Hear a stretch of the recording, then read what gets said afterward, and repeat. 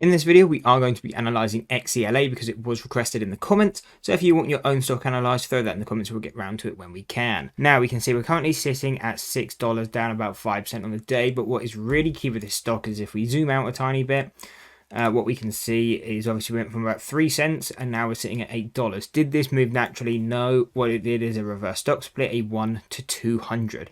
Now this is always, well, should always ring alarm bells. If you see stocks doing reverse stock splits, this is usually always down to them just avoiding being delisted. So for companies having to do this, really just shows how much either they're being shorted or just really people aren't optimistic about their future. So if this is a stock you were ever holding or you are bag holding, again, you need to be willing to lose whatever you have in it, because if a stock's going to do a reverse stock split, again, it's one of those companies that does a reverse stock split. It can go down 95% again. They do a reverse stock split and they just continue that thing. So again, always be risk managed and kind of just be cautious when you see a reverse stock split. Just because it's gone down 90% doesn't mean it can't fall another 90%. So I wanted to note that. Then one of the other things I wanted to note was if we go over to the standard deviation channels, for some reason, I don't know if it's just Thinkorswim glitching, but this hasn't adjusted from its pre-split to post-split.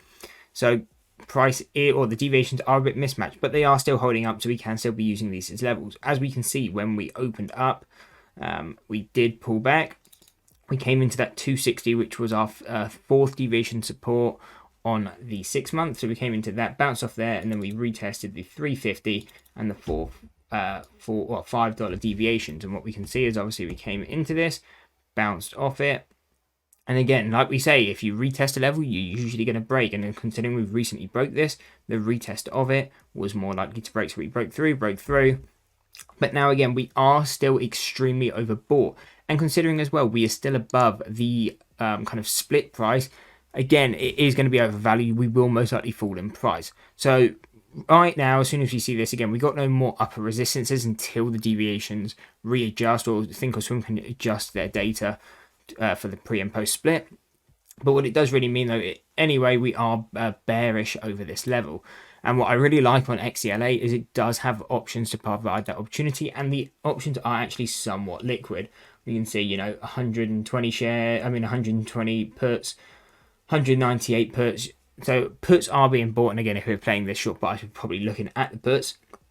And there is volume on there. So again, we can either look to play it in two ways, really, just buy the outright puts,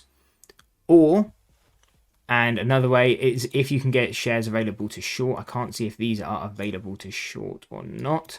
It's not telling me hard to borrow, so it may actually be shortable.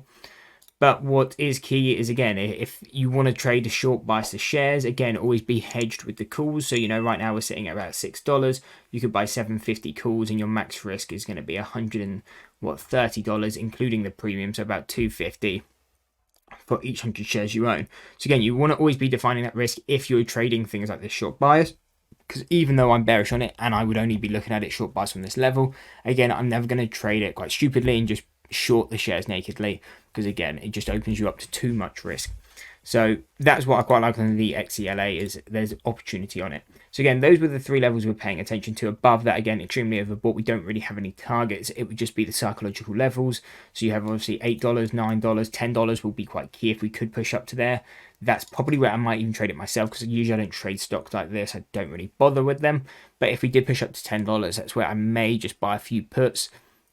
Probably just do it through puts, not shorting the shares and buying the calls, but probably just buy some outright puts if we can push all the way up to $10, because again, I know probably 9 times out of 10 you're not going to hold above that level, so there's definitely opportunity there. So that's what I would be paying attention to as resistances. Again, these are the three kind of previous resistances, now supports.